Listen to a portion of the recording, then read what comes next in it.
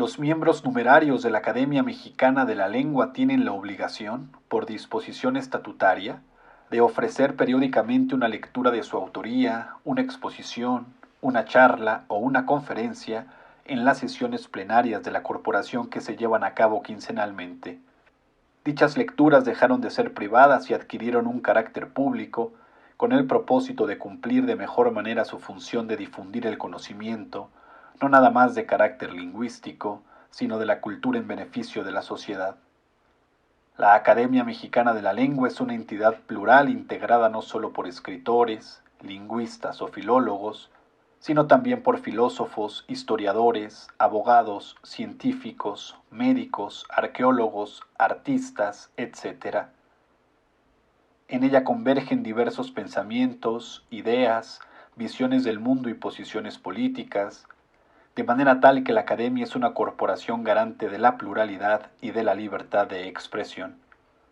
Sobra decir que la responsabilidad de las presentaciones y de las conferencias que cada uno de los académicos presente en esta sucesión de programas tiene un carácter individual, que no necesariamente refleja la posición de la Academia, apolítica por definición.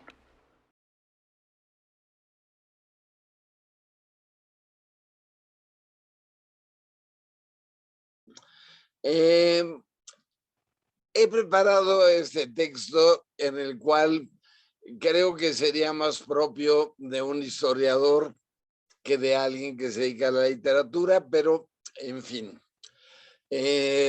nos meteremos en esos vericuetos.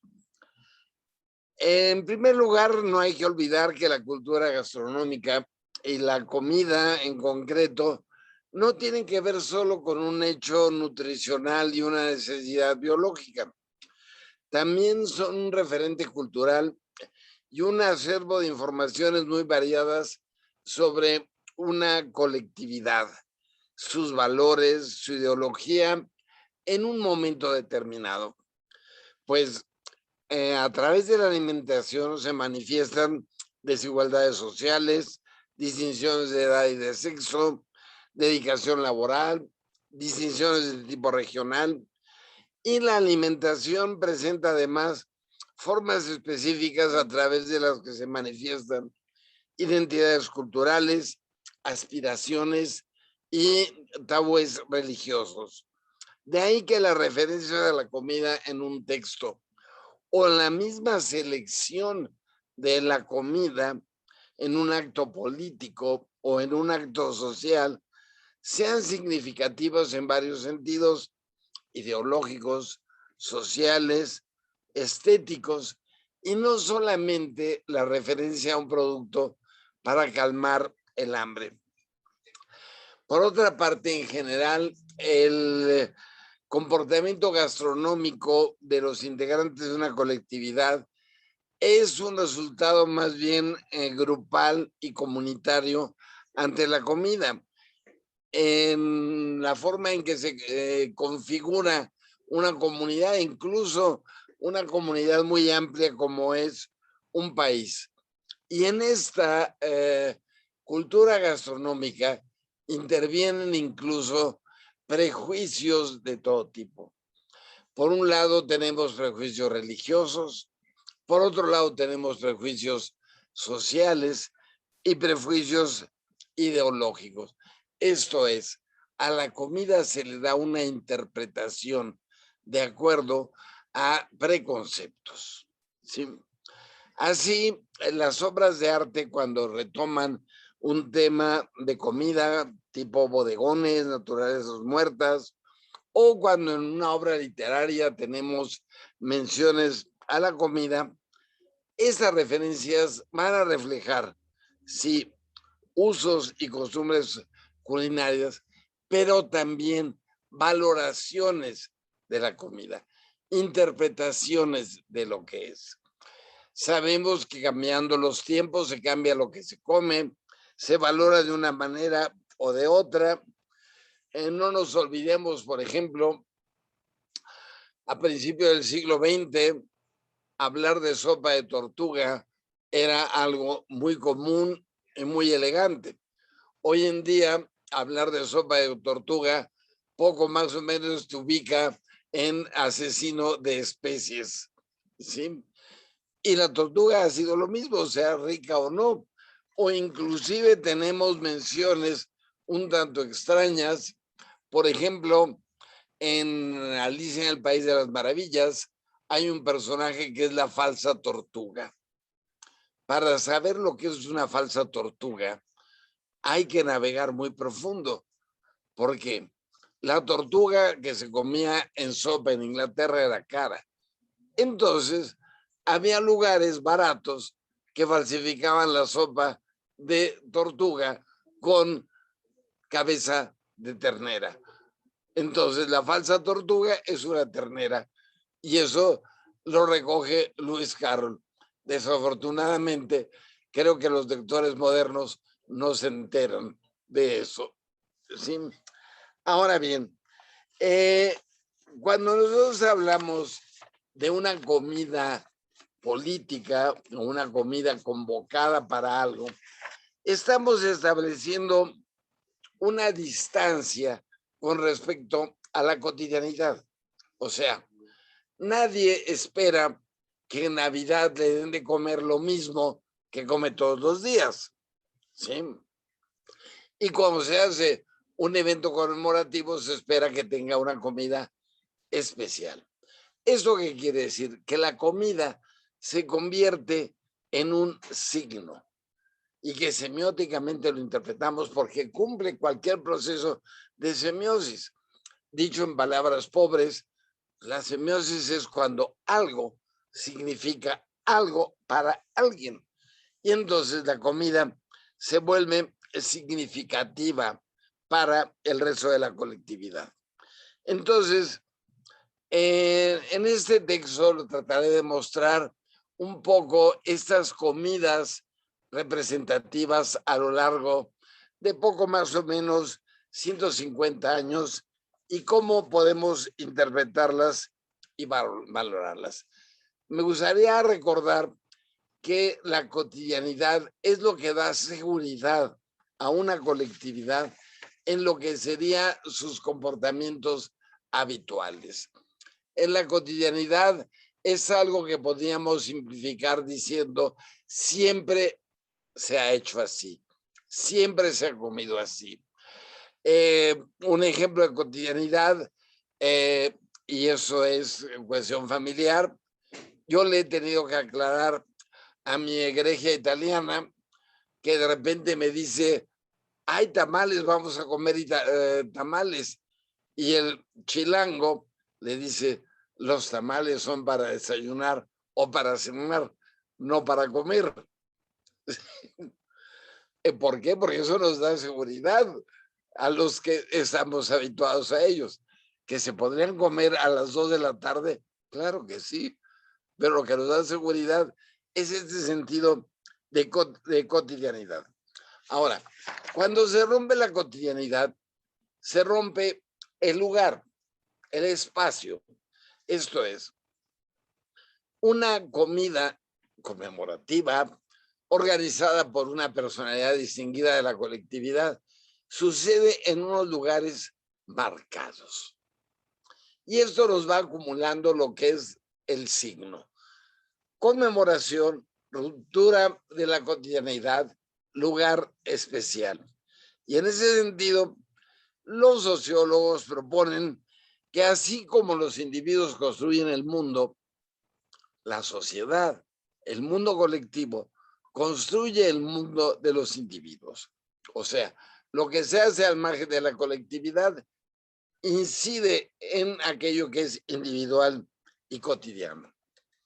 Y un poco abundando con esto, me gustaría recordar a Luis González, que desde la perspectiva de sus investigaciones sobre historia local o microhistoria, plantea que la historia de una partícula social ilustra la historia de toda una nación, aporta experiencias humanas ejemplares para cualquier hombre.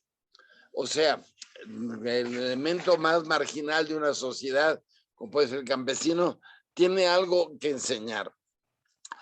Así, un hecho puntual, aparentemente mínimo y cotidiano, como un banquete o una comida de celebración, puede iluminar toda una ideología e incluso una política de gobierno. Por otro lado, hay que recordar que la alimentación deja de ser un hecho biológico y se convierte en un hecho social, incluso económico. O sea, si el tomate verde sube de precio porque la colectividad lo va a consumir aunque no sea temporada.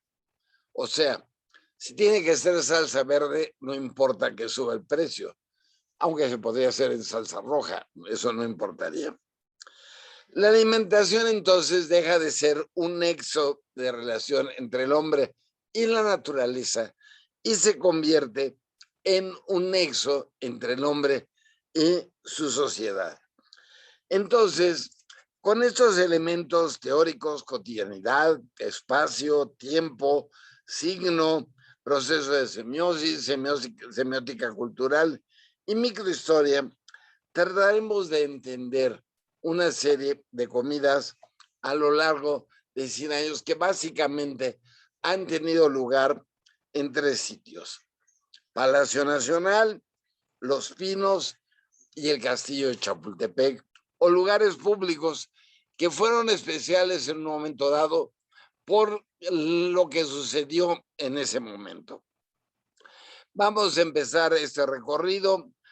El 9 de julio de 1865. Es una comida a la que invitó el emperador Maximiliano de Habsburgo en el castillo de Chapultepec. Esta comida fue preparada por sus cocineros Bolloré, Hot, Messebeuf, Incontrera y Mann. Y veamos cómo era aquella comida. Que lo primero que nos va a hablar es una distancia total de lo que implicaba el mundo nacional. Si era una distancia gastronómica, creo que también implicaba una distancia social.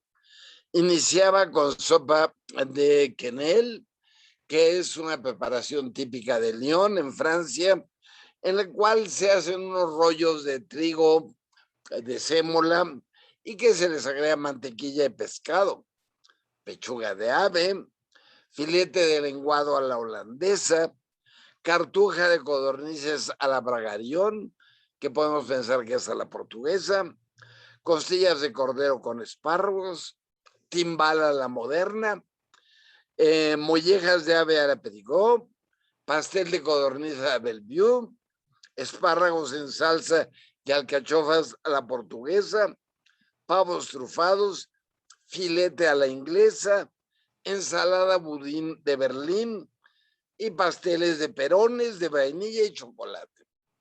O sea, el referente nacional básicamente lo encontramos en el postre. Lo demás parece una reunión de las naciones, pero todo está distanciado del contexto local.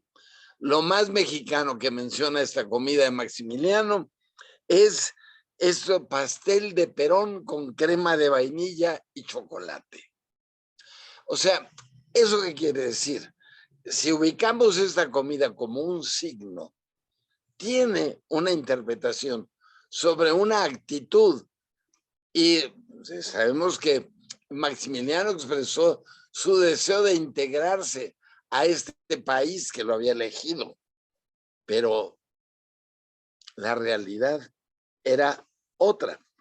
En realidad, comparemos esto con algo que sucede el 16 de julio de 1872, en el cual el presidente Benito Juárez deja por escrito lo que pide para comer en Palacio Nacional entre la 1 y las 2 de la tarde. El menú que pide Benito Juárez pocos días antes de morir es sopa de tallarines, huevos fritos con arroz, salsa picante de chiltepiquín, bistec y frijoles, fruta y café, media copa de Jerez, vino de Burdeos y pulque. O sea, por un lado, yo lo que diría, de morigerado nada. O sea, ya su menú está implicándonos 3 licores. No le garantizo la combinación de pulque y vino de Burdeos, pero hay que notar, no dice vino, especifica que quiere vino de Jerez, Burdeos y pulque. Luego para cenar pedirá media copa de rompope. Pero entonces, indudablemente esta comida está marcada por la cotidianidad nacional. La salsa picante, los frijoles, pero también es claro que aunque el lugar es un lugar ceremonial, en este momento está funcionando como una residencia privada y es una comida de la cotidianidad. Ahora, si seguimos un poco, veremos cómo este elemento cotidiano es más estable. En 1896, la prensa dice que una cena de Nochebuena típica de una familia de la Ciudad de México incluiría romeritos con revoltijo, bacalao a la vizcaína, guajolote relleno, buñuelos y capirotada y ponche. Sí, dije 1896 y no 1996. El menú seguiría siendo el mismo para una cena de Nochebuena. Ahora, hay que notar cómo la cotidianidad se apropia de las cosas. En México, decir a la vizcaína, pues es remitirse más bien a Veracruz que remitirse al País Vasco. O sea, esta receta se ha apropiado el ente nacional completamente. Ahora, otro nivel de cotidianidad lo tendríamos en aquella comida que se consume en restaurante. A partir de 1850, en la Ciudad de México, proliferaron los llamados tíbolis. O sea, estos jardines con kioscos, aire libre, donde se preparaban comidas selectas y se trataba de dar un ámbito de refinamiento. De ahí que estuviera el Tívoli del Liceo, fundado en 1870, el Petit Versalles, el Tívoli del Ferrocarril o el Tívoli de San Cosme, creado en 1872. Ahora, ¿qué se comía en nuestros Tívolis? Aquí tenemos una novela, Pacotillas, de don Porfirio Parra, miembro de la Academia Mexicana de la Lengua desde 1896, que nos cuenta la comida del general López, protagonista de la novela a finales del siglo XIX, una comida política. Y hay entonces aperitivos, vinos de Jerez, de Madeira y coñac. El coñac de aperitivo suena un poco extraño. Sopa cremosa de mariscos, filete de res envuelto en jamón y queso, bolovanes, pescado en vino blanco, los vinos Chateau Margaux, Medoc, Burdeos, filete de res, pavo, roast beef, ponche romano, que es un mundo de combinaciones de bebidas mezcladas, jaletinas de fresas, helados, fruta y vinos de postre. Obviamente todos estos platos dichos en francés. ¿Por qué? Porque este elemento marca la misma carne. Si se llama roast beef, ya es más fina que decir filete. Y no es lo mismo que hablemos de mignon surprise que cualquier otro plato. Ahora, si esta es la cotidianidad refinada, la cotidianidad elegante, la cotidianidad de restaurante, pero hay otro que sería cuando se vuelve cotidiano por la visita oficial. Y aquí tenemos una comida muy particular que fue la visita del general Porfirio Díaz a la hacienda de Chunchumil en Yucatán el 7 de febrero de 1906, cuando Porfirio Díaz va a Yucatán. En la hacienda fundada por Pedro Peón Lara, pocos años antes, se le ofrece la siguiente comida, menú rigurosamente en francés. Entremeses con vino de Jerez, ostras frescas de Chunchumil. Chunchumil está a 60 kilómetros de Mérida y seguro que no hay ostras ahí, pero era una manera de volverlo cotidiano. Luego, bolovanes de huevos revueltos. Eso es una cotidianidad muy particular. Langosta a la americana. Piensen ustedes que la langosta a la americana en 1906 era el último grito de la moda de París. ¿Sí? Era el plato recién inventado. Luego estaba pavos a la yucateca, o sea, pavos asados en recado rojo con achiote. Ponche presidente, consomé, tortugas en ragú en su concha, una bechamel de becada, ensalada rusa, otra novedad parisina, albaricoques al madeira y helado Jane Hadding.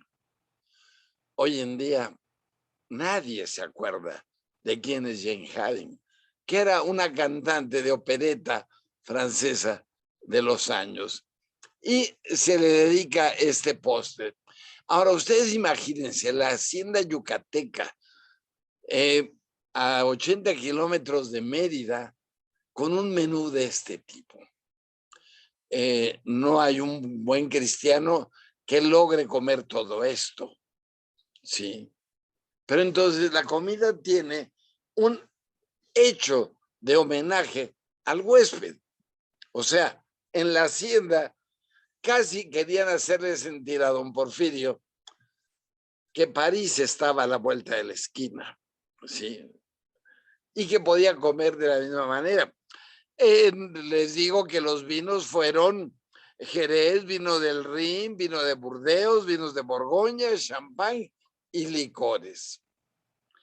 Ahora, eso nos da una perspectiva de lo que es la comida oficial y con un valor ideológico.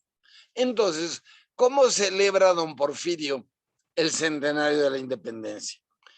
Con una cena baile el 23 de septiembre de 1910, organizado desde luego por Sylvain Domont, que era el encargado, en un menú en francés, en el cual hay perlas de melón helado al clicó rosado, sopa Christophe Colomb, salmón del Rin a la parrilla de San Malo. Yo lo único que puedo decir es que garantizo que ese salmón no era fresco, si era del Rin. O sea, ¿cómo llegó? ¿Quién sabe? Pularda escarlata, o sea, pollito de leche marinado en una salsa de frambuesa. Helado dama blanca, de helado de vainilla, crema batida y chocolate y champaña. 1,300 personas, ¿sí? Fue el gran evento, la gran fiesta del centenario. Pero claro, había vientos que llegaban. Después de esta cena, yo recordaría otro menú servido en el Toltec Club de El Paso. Hoy en día el Toltec Club es un edificio histórico del Paso, acababa de ser creado en 1910 y el 31 de mayo de 1911 los maderistas celebran ahí la comida por la victoria en la primera batalla de Ciudad Juárez, donde las tropas antirregresionistas habían tomado la ciudad. Desaparece el menú en francés y tenemos canapé a la rusa, apio y aceitunas, consomé en taza, lenguado, calabazas y papa juliana, panecillos a la madero. O sea, el signo es importante. Tenderloin de filete con champiñones, helados Hernández, uno de los cocineros del Toltec Club, queso camembert, café negro y otro detalle que nos habla de los vientos revolucionarios: vinos alemanes y champán. Desaparecen los vinos franceses. Y esto es en un lugar que siempre llama la atención, como el edificio histórico de El Paso se llama Toltec Club, que fue el lugar donde recibieron a Theodore Roosevelt cuando en 1911 visita El Paso. Entonces se inicia la revolución, don Porfirio se va a Francia, Madero fue presidente, traicionado y asesinado, y Victoriano Huerta se aposentó en Palacio Nacional y fue presidente no electo, y como tal ofrece una cena en honor en Palacio Nacional. Y nuevamente tenemos el menú en francés, a poco más de un mes de haberse atribuido la presidencia del país. Y entonces nos da un menú realmente sólido, con sopa Saint-Germain, una sopa de chícharos, huevos cocidos con puntas de espárragos, filete de dorado, tournedo a la Rossini. Como ven, México estaba al último grito de la moda gastronómica. Pollo salteado, apio al jugo, codornices asadas sobre canapés, ensalada de corazones de lechuga, palitos de queso parmesano, frutas frescas al quiche y merengues helados a la avellana. ¿Qué es lo que tenemos que notar? Que en realidad este menú, por lo que sabemos, le tenía sin cuidado a Victoriano Huerta, porque a él lo que le gustaba era el coñac, del cual consumía a lo largo de toda la comida. Otro menú de esta relación con la política lo tenemos el 17 de julio de 1928, en la Bombilla de San Ángel. Los diputados de Guanajuato invitan al expresidente y presidente electo a una comida. Y entonces esto es una comida de cotidianidad. Por lo tanto, hay entremesa a la mexicana, crema portuguesa de tomate, huevos con champiñón, pescado a la veracruzana, pastel de bombilla y asesinato a los postres, en el cual el cristero aprovecha los postres para dar muerte a Álvaro Obregón. Entonces tenemos como un acto público se convierte en una efemérides importante. Pasan los tiempos, el país se tranquiliza, acaba la guerra cristera y ocupa la presidencia de México Lázaro Cárdenas, quien es quien crea la residencia oficial de Los Pinos, con lo cual en México se abre otro espacio para los actos ceremoniales importantes. Y aquí recuerdo una comida que hace Manuel Ávila Camacho el 23 de julio de 1946, la cual nos refiere Salvador Nova, en la cual se sirve. Y noten el cambio del menú.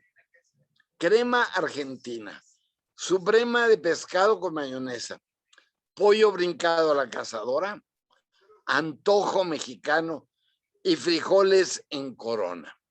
O sea, empezamos a alejarnos de la moda francesa y aparecen los elementos de la gastronomía nacional, aunque de una manera, diríamos, discreta, casi anónima. A mí me llama mucho la atención eso de frijoles en corona, porque lo más que sabemos los del común de los mortales es que son los frijoles refritos chinitos. Desde luego se sustituyen estos platos en francés por una crema argentina, probablemente una crema de pepino, que es muy común en Argentina, y esto que es antojo mexicano. empieza a entrar y desde luego en Salvador Novo nos dice que se bebieron cócteles, vino blanco y tinto, coñac, champaña y agua de Tehuacán. Se empieza a configurar el Tehuacán como paradigma y agua mineral por antonomasia.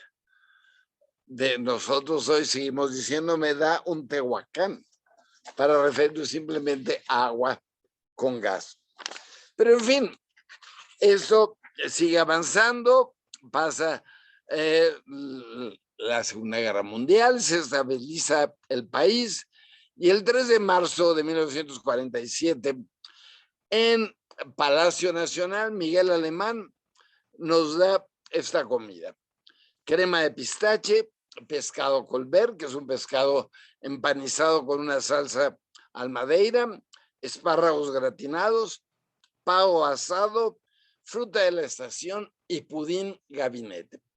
Llama la atención que los vinos cambian. El vino blanco es Selecto Concha y Toro de Chile, el vino tinto es Cuna Imperial, lo que sí nunca cambió es el champán. Ese es francés siempre. Dicen que por algo será. Ahora, a pesar de los nuevos modelos, de todo lo que ha cambiado, el castillo de Chapultepec no se olvida.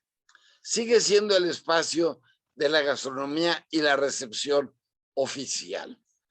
Y tenemos que, por ejemplo, Adolfo López Mateos, el 5 de octubre de 1963, da una cena en homenaje a Josip Broz Tito, presidente de la extinta Yugoslavia.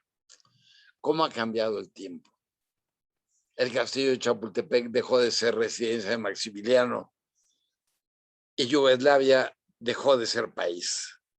Y entonces, ¿qué es lo que le ofrece López Mateos a Tito? Crema de nuez, mousse de cangrejo moro y filete Xochitl. Ya no es el Tournedo Rossini, ahora es el filete Xochitl. ¿Qué sería un filete de pescado enrollado con flor de calabaza en salsa de tomate verde con rajas de poblano?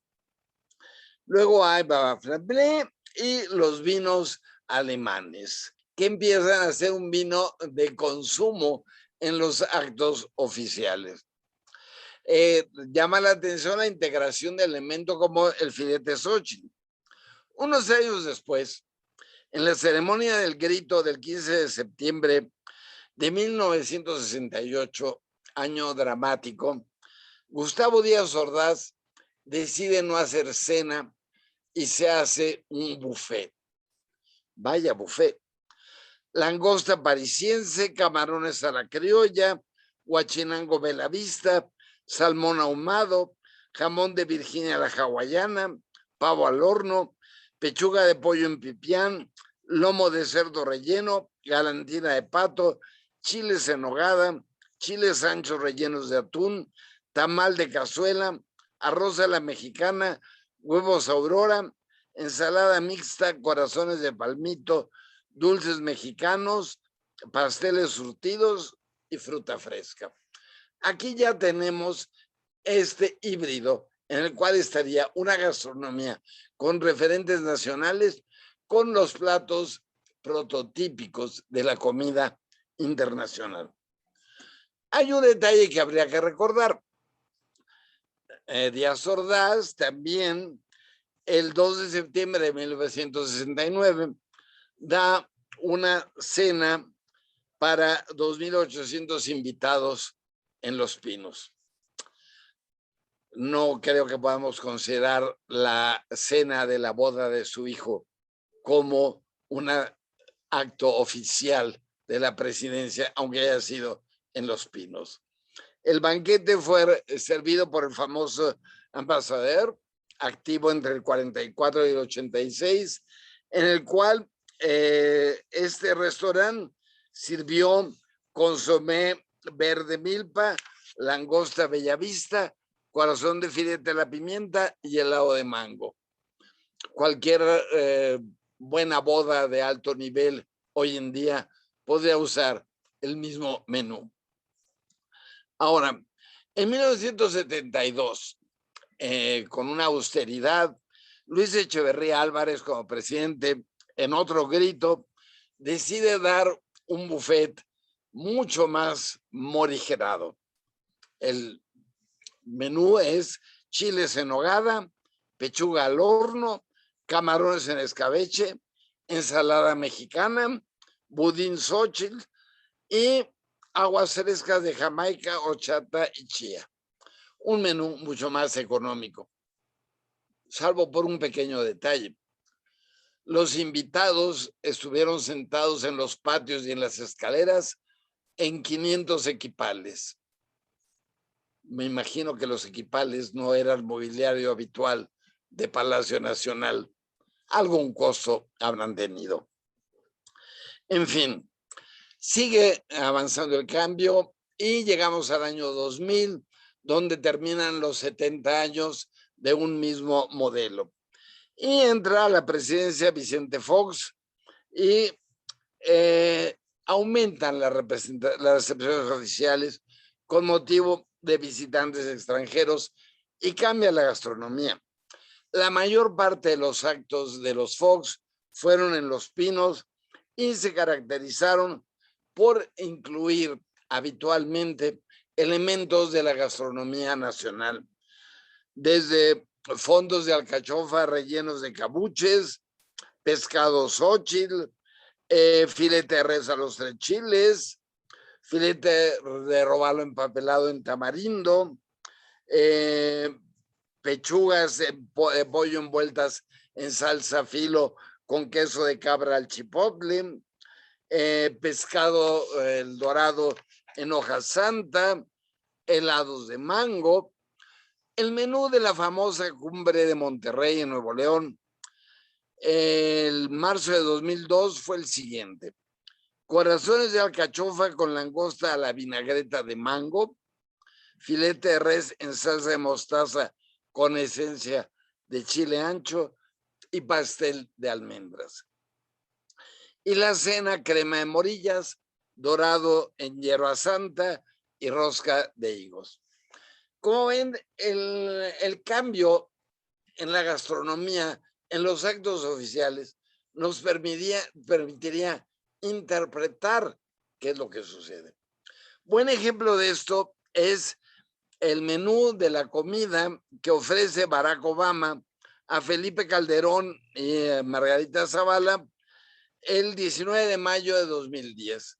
El menú es una joya como pastiche bellísimo. Jicama with oranges, grapefruit and pineapple. Air green ceviche of Hawaiian Opa. Oregon Wagyu beef in Oaxacan black mole. Black bean tamalón, grilled green beans, chocolate cajeta tart y marshmallows. Y lo curioso es que se sirven vinos de California.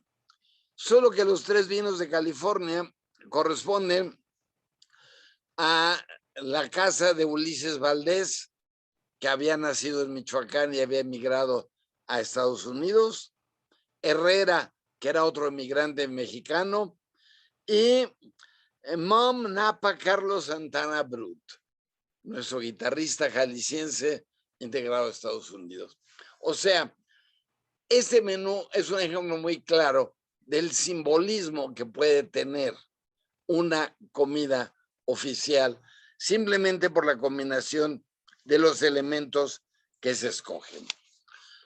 En el gobierno de Peña Nieto dio 27 recepciones, la mayoría de ellas en Palacio Nacional, solo una en Los Pinos a Obama, y en ella sí ya era muy claro que la comida era una muestra para lo que sería proyectar gastronomía mexicana de alto nivel, selecta, en estas comidas oficiales. En la comida para los reyes de España hay degustación de ceviches, de atún, de callo de hacha y de pescado blanco, palmitos con mango y aguacate, crema de hoja santa con queso de cabra, pescado a la veracruzana, biscotti de plátano, caramelo y crema batida y crème brûlée de mamey. O sea, qué lejos están aquella distancia de Maximiliano con esto. Obviamente llegamos a nuestros días y la comida sigue teniendo un valor ideológico. En la comida para 100 invitados se han reducido mucho los números de invitados, con el cual López Obrador y su esposa Beatriz Gutiérrez Müller dan en la toma de posesión el 1 de diciembre de 2018 en Palacio Nacional. Se sirve ensalada de calabazas criollas en cama de pipián, crema de huitlacoche, costilla en salsa de achiote con esquites y molote, y dulce de zapote negro con nieve de mandarina, y dulce de calabaza de Castilla con crema montada de vainilla y garapillados. Simplemente aclaro, la calabaza de Castilla se llama así, no porque sea originaria de Castilla, sino porque fue una calabaza que le gustó mucho a Isabel la Católica y desde entonces se llamó calabaza de Castilla. En este descenso del significado de lo que es el menú, tenemos la conmemoración de los 200 años de la independencia, donde en la comida ya no hay distinción entre la cotidianidad y el acto celebrativo. Una comida para 200 personas en la cual se ofrecen tacos al pastor, tamales, tlacoyos, tostadas y pambazos. Para hacer una comida que celebra los 200 años de independencia, con 200 invitados nada más, creo que hemos llegado a la cotidianidad.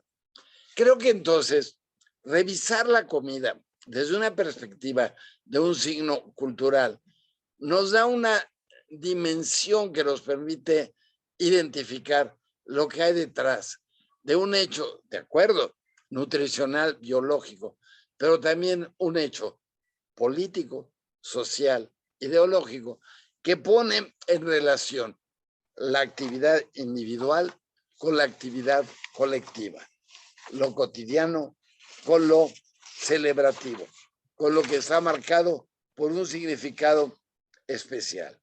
A partir del discurso gastronómico, las referencias o la representación de comidas se puede establecer indudablemente una relación con el contexto social presente o histórico que hace referencia al acto social, pero que implica también ideas y sistema de valores. Muchas gracias.